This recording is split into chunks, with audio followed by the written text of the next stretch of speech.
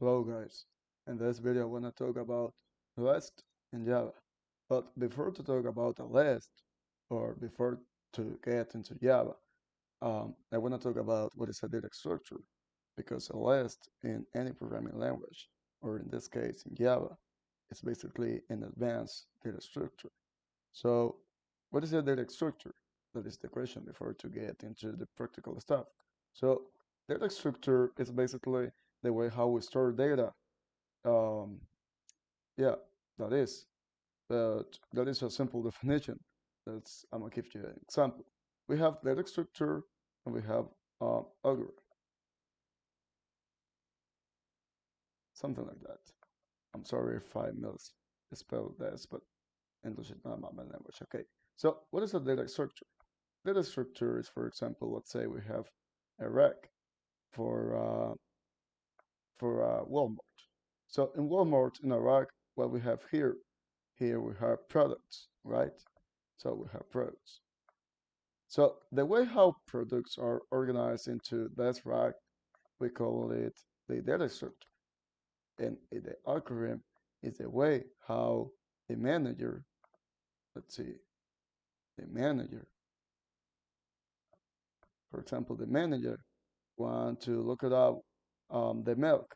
So, or want to take something, or a client want to take something.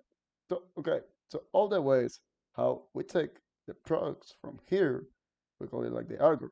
Data structure is organization of that, or is basically the store of that in a simple words, because it's something more complicated like that. But basically, in a programming language, our rack is not a rack; it's a memory.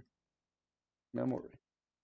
Memory. Okay, here we store and we store data. What data? Well, variables, for example. Okay, and we do it through algorithm, and it's not the manager, it's the user, or it's me, an admin. Okay, so okay, so after this brief definition of what is a data structure, we're gonna talk about a list. So we're going to Java, and then I'm gonna do an example with Python for understand this better. So what is a list? Well, a list is a way how we store data, but we do it with um, an organization. Well, for example, I'm gonna give you an example. A list, we store data, but we store data by this. This is called index. So the list always start in zero. Then I go one, two. So for example, if I want to store names, and the first name wouldn't be one, it will be zero. So I'll start with around go. Okay, that is a simple example. So let's go about here. So for example, I'm gonna create a list where I'm gonna store, in this case, I'm gonna store numbers. I'm gonna store numbers 1 to 5. So how I do that? I'm gonna call this list, and this just import. Um, this is an interface. So okay, so I call list, and here I define what kind of data I'm storing in my list. It could be like a string, it could be integer. In this case, I'm storing integer. Okay, so I'm defining, or I'm saying I'm gonna do a list, and I'm gonna store data as integer, and then I'm gonna create an object. I'm gonna call it object for you understand this is an object, or this could be any name you want to, for example, numbers or students. But I'm gonna say objects. Okay, this equal to new what? New array list, and then that is. So here I already created.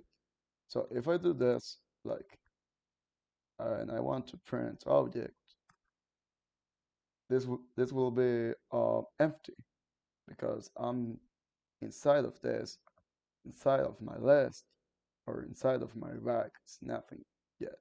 So I don't have nothing. So I'm gonna pass arguments. How I do that?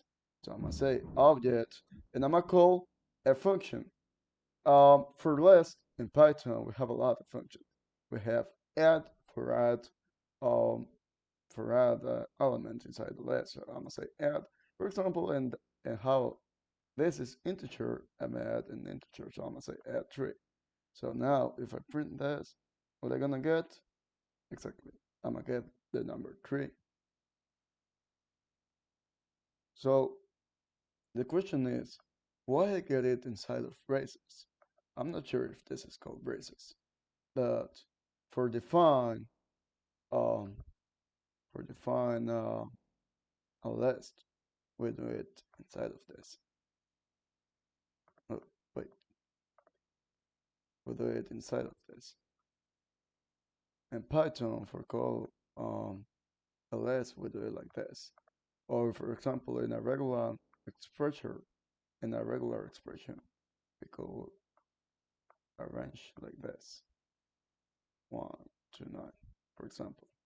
So I'm saying I have a list, so I could to add more. For example, I'm gonna add numbers 1 to 5. Okay, so now what I did, I created a list, and then I said it's gonna be integer. I created in my object. In my object, I'm calling the method and I'm passing arguments. So I'm gonna add numbers 1 to 5, and then I'm saying system out print, and you're gonna print all it's inside of this object or this array list, and it's basically all of this. Okay, so I'm gonna run this, and I'm getting 1, 2, 3, 4, 5. Okay, okay, so we're going fine. So till now we understand that this is the way how we call a list, and this is the way how we store it. Okay, so what else we can do? This is for add elements inside the list. Add elements. So what else we can do? We can to display elements or to do more stuff, but I don't want to this video to be so long. So I'm gonna do something interesting. I'm gonna ask to the user to add numbers inside of this list, or you can do it as um, an exercise. Try not to ask the user to add numbers 1 to 5. Okay, so pause the video and then